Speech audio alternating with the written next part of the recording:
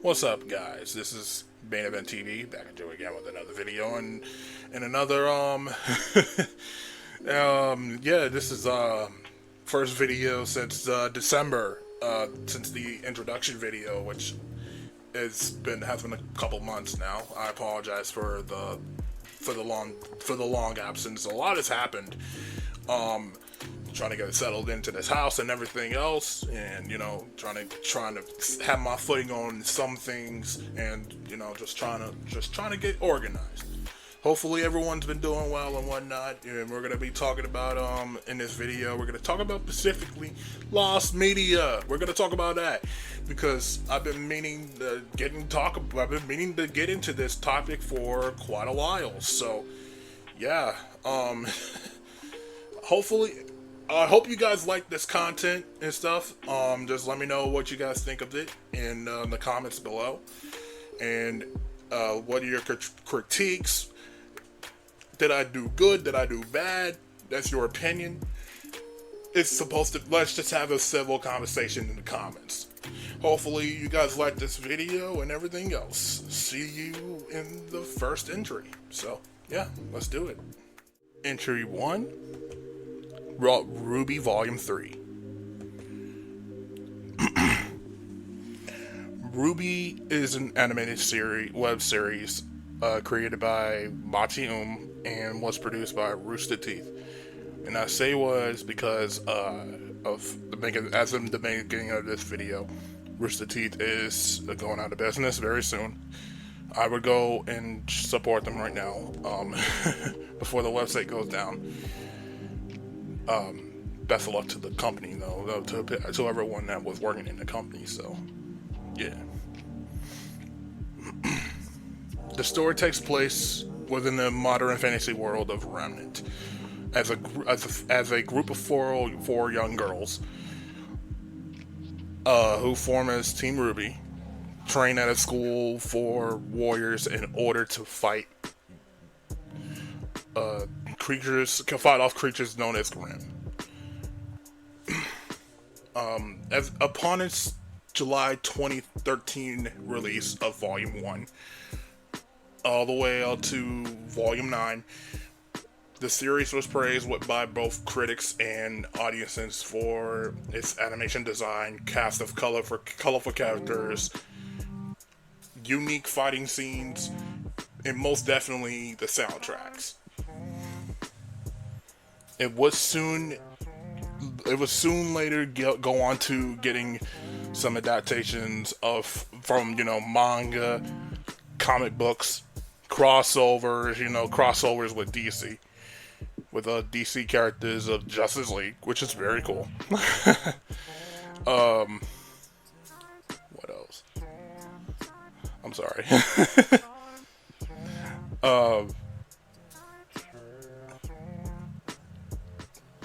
Oh yeah, I lost my place. Okay, there we go. From manga, comic books, novels, several video games, and yes, an anime adaptation. Unfortunately, Mati tragically passed away on February 1st, 2015, during the midway point of production of Volume 3, due to an allergy reaction during a medical procedure. This whole his sudden passing affected everybody around the series. The cast, the team, fans of this franchise, all alike. Now, as for the lost media portion of this video, in 2016, after the release of Volume 3, there was an open letter from Shane Newville, a former lead animator of the show, was released, detailing about past experiences working with Monty on Ruby and the events that occurred after Monty's passing. As for the production, according to Newville, while working on the third season, he wanted to assure that all of Monty's work for Volume 3, either finished or not, made it to the show. However, there was some official there was some difficulties in doing so because of the decisions that were made by Rooster Teeth, the production the production team behind this series, which involved so many changes and exclusions of certain scenes that Monty had planned before his passing. Before I get to these changes, skip to the timestamp on the video, and I'll see you there.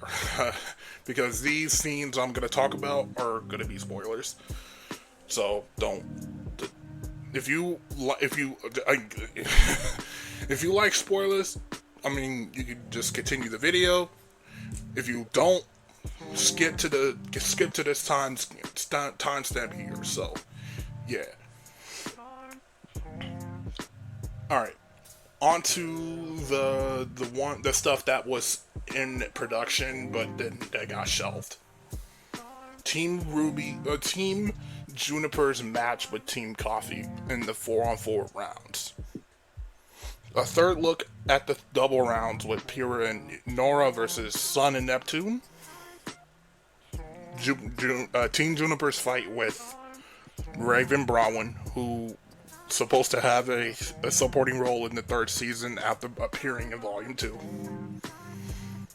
The Yang versus Neo rematch from Volume 2. An extended version of the confrontation between Blake, Yang, Adam, in which Blake was supposed to fight off Adam before Yang would step in and intervene, keeping Blake from harm. An alternate setting of the fight scene between Ruby Rose, Roman Torchwick, and Neapolitan, where it wouldn't take place on the top of an aircraft.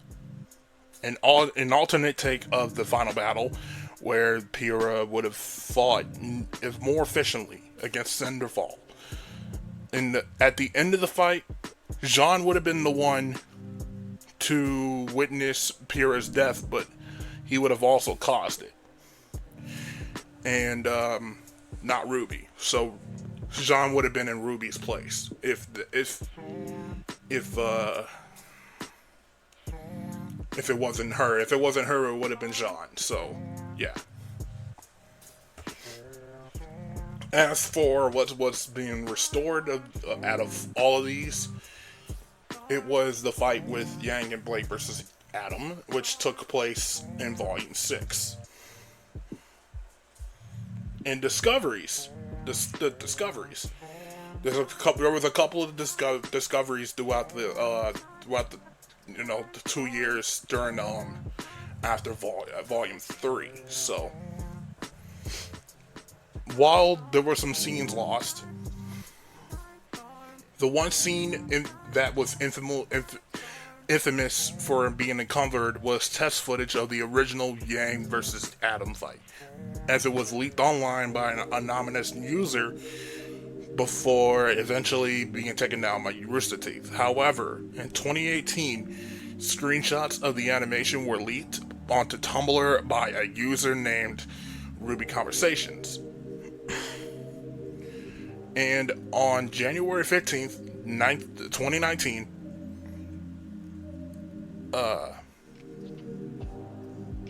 clips of the footage were then uploaded to YouTube as featured in the comparison video, alongside with the restoration of from Volume 6, which was the Adam versus Blake and Yang fight. On January 28th, 2019, a year following the Yang versus Adam leak, there were 3 more videos that were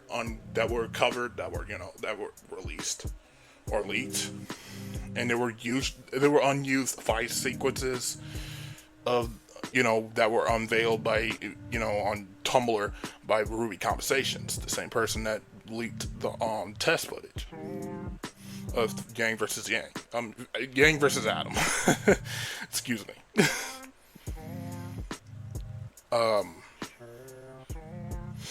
In these segments that I just talked about here, these are the segments that of the deleted scenes that were not mentioned by Shane Newville, and which within each footage that were uncovered, they show a previous fight scene between Jean and Yasuhashi, Yang and Neil's rematch, and the fight between Pira and Sun.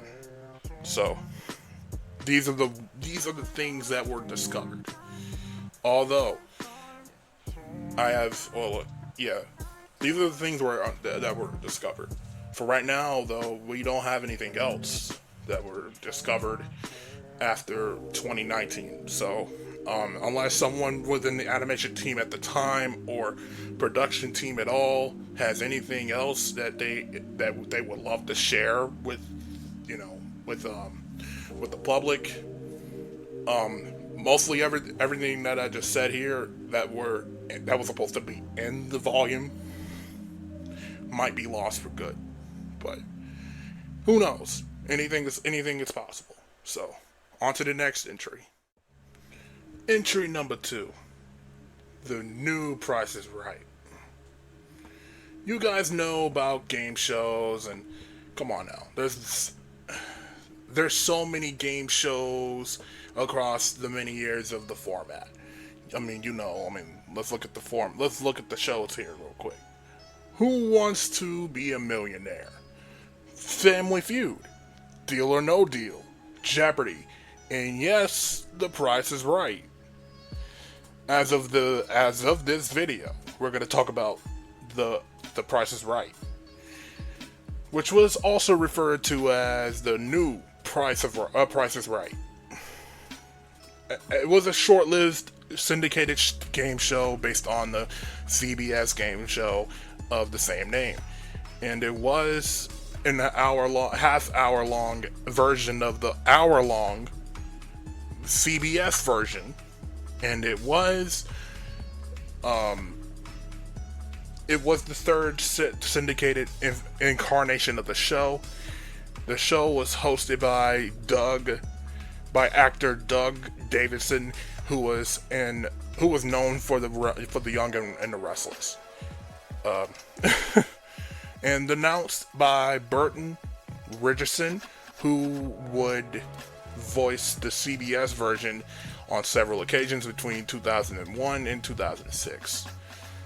While this version of this show was short-lived, it would go on to have a cult following and receive praise from fans of the CBS version for being different than the CBS version.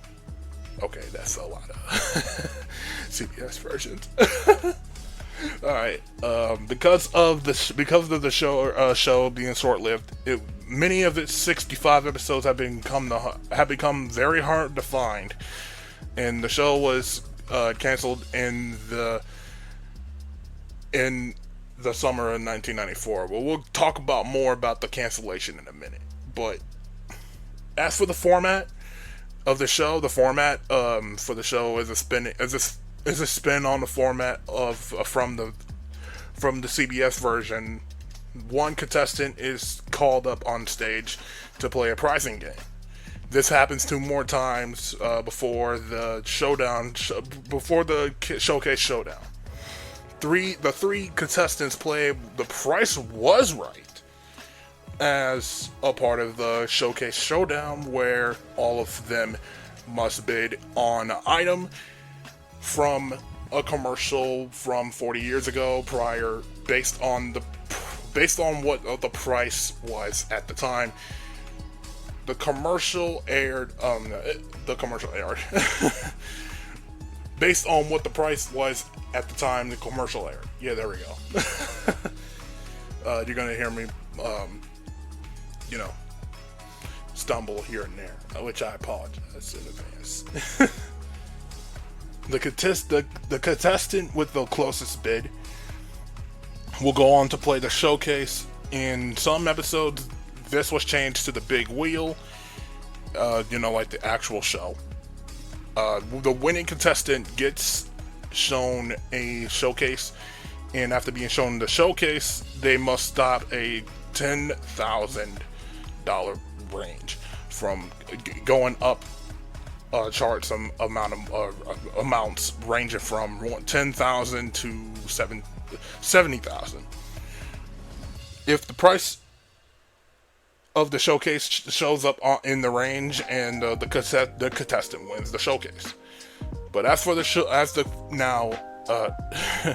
as for the cancellation, the show was filmed in the summer of 1994 after being announced by the show's syndicator, Paramount Domestic Television, at the NATPE convention.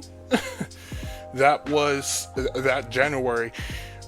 It was announced. It was announced. That it was there.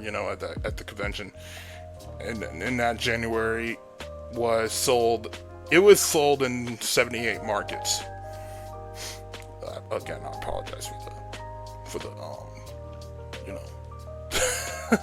for the stumbling. But 3 months, we're going into 3 months into the show's run. The show was dropped by various markets due to low ratings.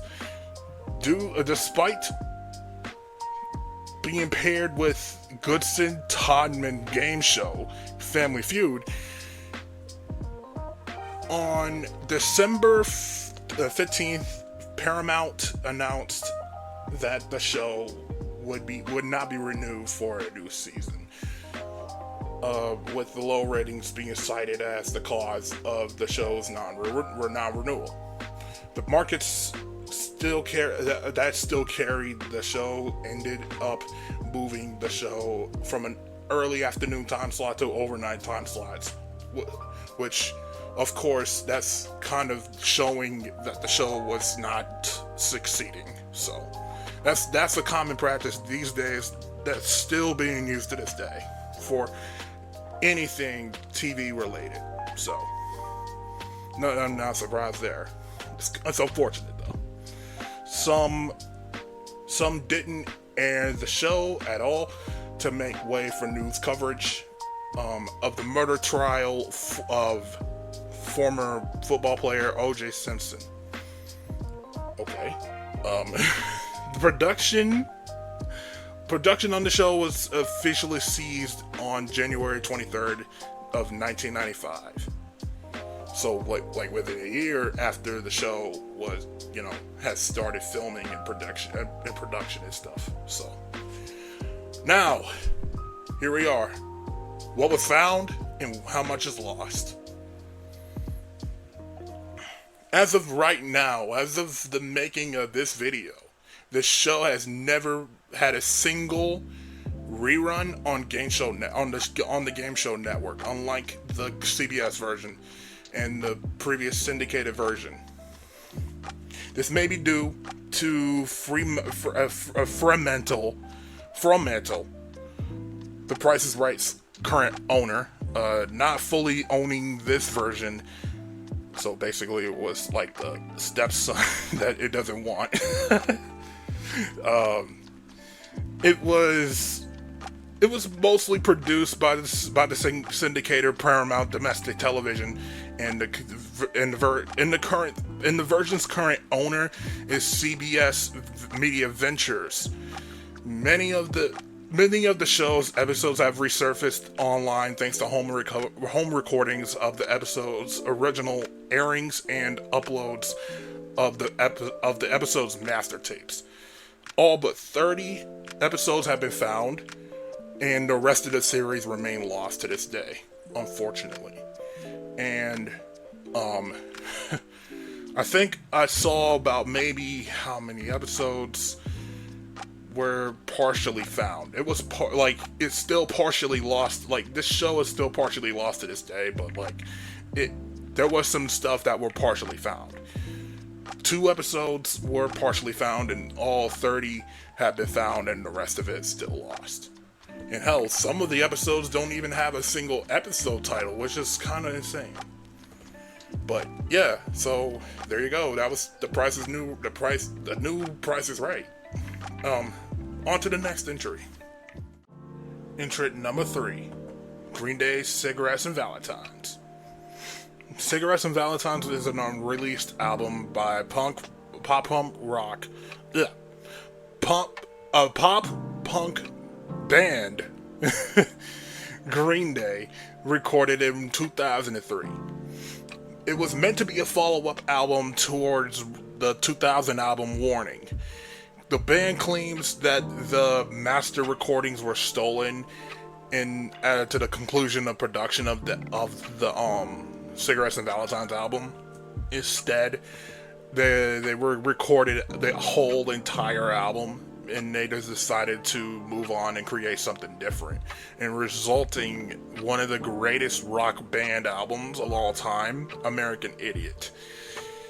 The band eventually considered this as a blessing in disguise, saying that Cigarettes and Valentines was a maximum Green Day, or at this, it's kind of like saying, it wasn't peak Green Day is what they were saying. As for the availability, the entire album as of right now, I'm not really gonna go too much into the specifics, but well, we're gonna go from detail to detail though. Yeah. Bassist Mike Dirnt admitted that the backups had been made of the masters, and they claimed that they just weren't the same as the originals, and the band ended up doing nothing with them. So there was speculation that the copies were reworked into Money 2020. If you don't know Money 2020, it was an album that was released by the network, and there was some speculation going around online about how Green Day is somehow connected to the network. But the lead vocalist and guitarist Billy Joe Armstrong denied any connection between the two projects. I don't know about that, but we'll see. My bias pushed it aside for right now. We'll talk more about this album by the end of this century, so yeah.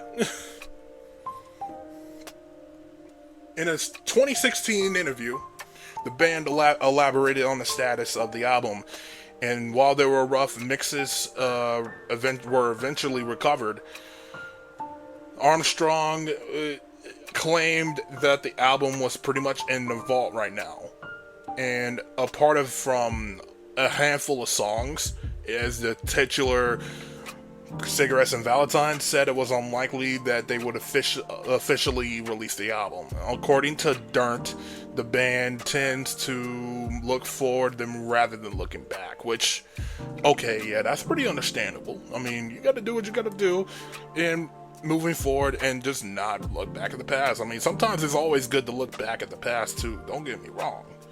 I mean, memories, but at the same time, it's probably something they probably don't want to look back into. Understandably so. Now, on March 8th, 2019, a film director and friend of the band, Joe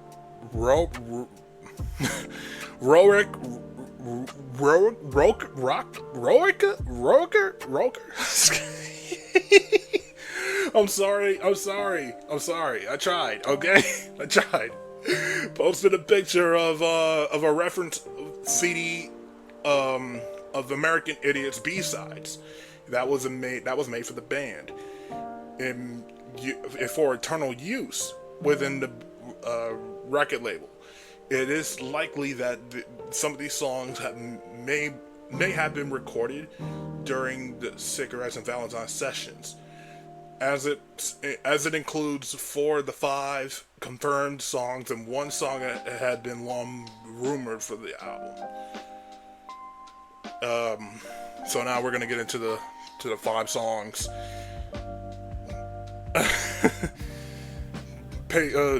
Be ready for this. The 5 songs that were confirmed for the album are Cigarettes and Valentines, Too Much Too Soon, Waste Away, Sleepyhead, and Dropout. And 2 of them, as of right now, has been released. Or at least one of them have been partially found, and the other one has been officially released. Too Much Too Soon was confirmed to be on the album by Billy Joe Armstrong during the radio interview in 2010. However, there was no circulating recordings of the interview.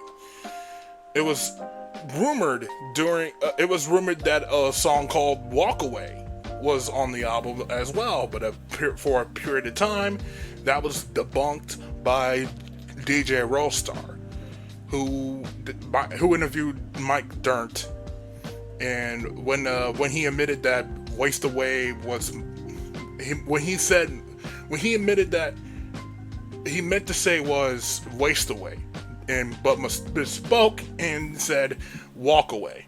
So with that said, Walk Away is not a part of the album. I thought that too, but not until I did my research again a few months after I found this out. Because I've been wanting to cover this one for a very long time. I've been wanting to talk about this one. But yeah. Walk Away was released on the 2012 album Three. Or in translation, that's 3. No way. Yeah, that's 3. I think. I could be wrong. You can correct me in the comments. It only refueled the rumor of Walk Away. But Too Much Too Soon saw an official release as a B-side on the American Idiot a single in 2004. And if you don't know, Too Much Too Soon is released on streaming platforms, on iTunes as well. Like, go check it out. It's literally right there. A live recording of Cigarettes and Valentines was released on the album called Awesome as Fuck in 2011.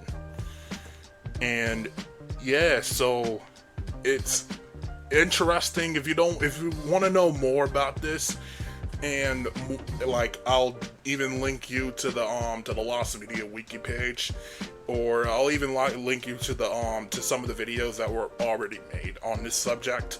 In particular, people like Obscure Media TV and All Things Lost have talked about this album in particular. So if you want to know more, go check those videos out. Like, I'll link them in the description. So yeah, there's that.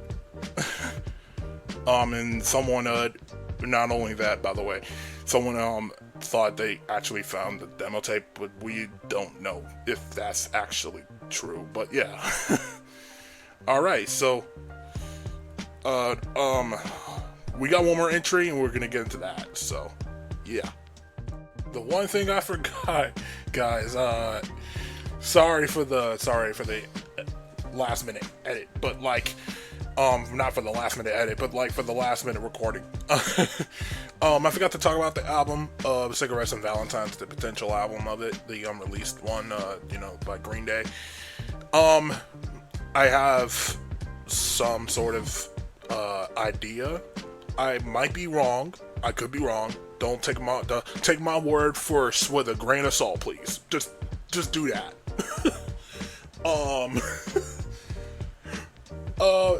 This year, right? 2024. We're in 2024. A lot of crazy shit has been happening and everything. I mean, stuff like that. Green Day. I know they released an album in January, but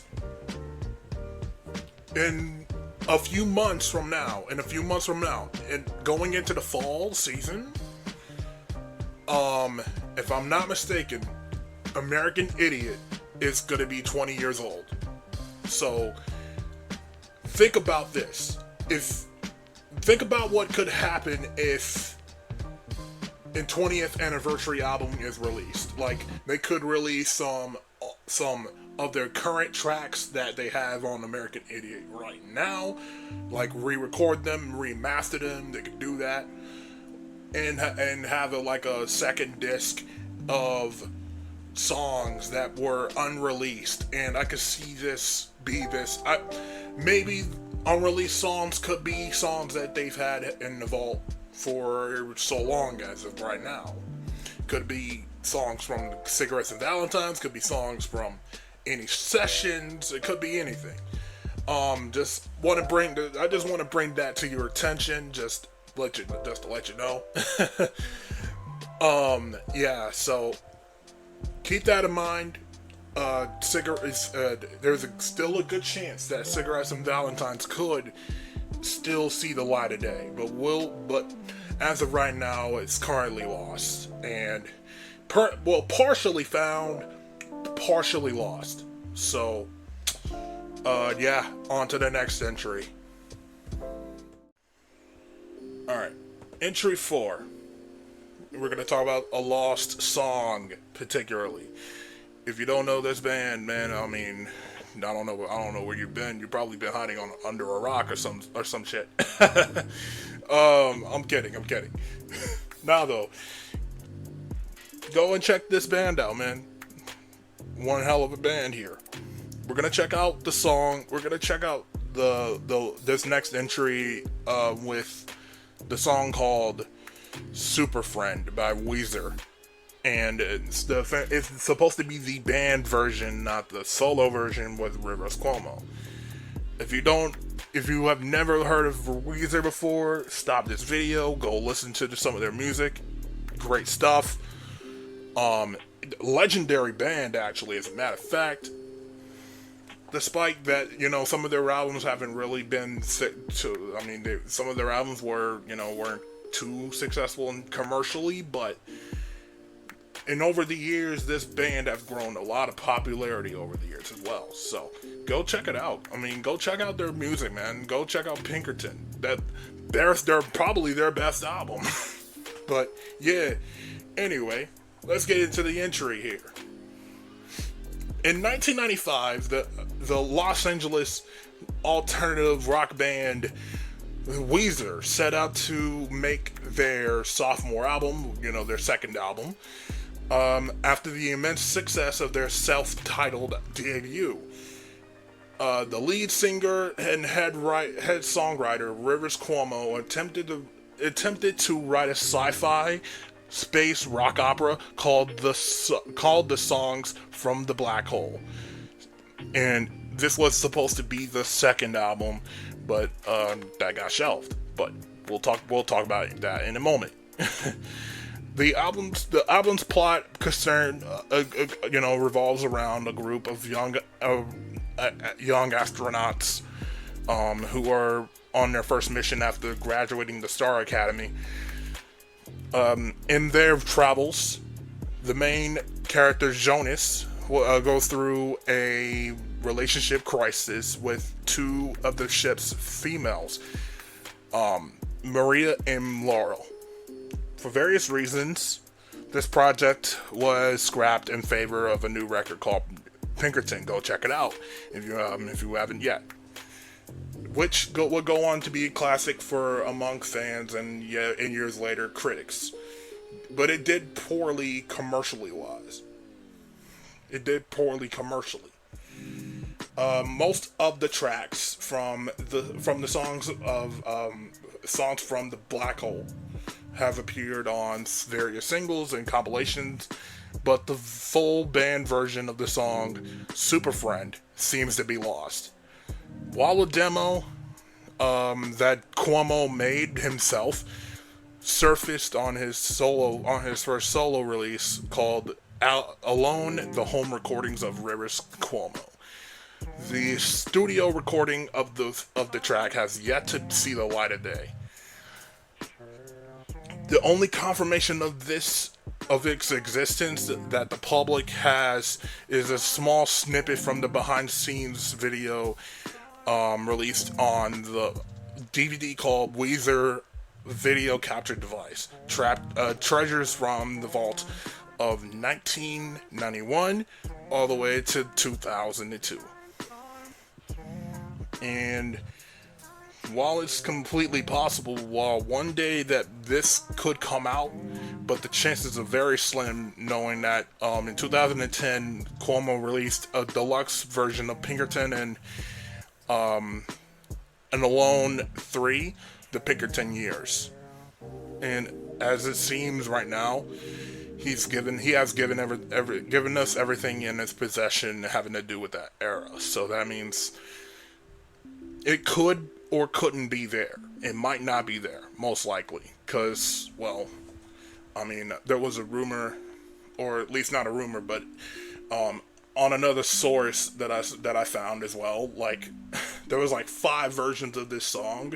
One of them had a master tape that was destroyed, and yeah, but I mean, I'll link that in the description if you don't believe me. So yeah, so yeah, that was entry number 4, and that was all the entries for this video, for this first Lost Media video, man. Let me know how you feel about it. Let me know what you think, and in the comments what your critiques are on this video, like how did I do, and everything else. Just let me know. And don't let this be a toxic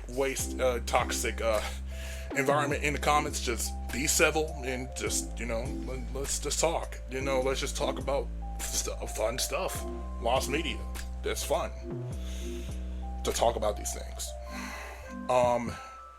I'll link the Lost Media Wiki in the description if you want to know more about some of these entries in this video, or if you want to know more about Lost Media in general. I mean, it's right there, so I can actually just link the description for the Lost Media Wiki. Go support the Wikia page.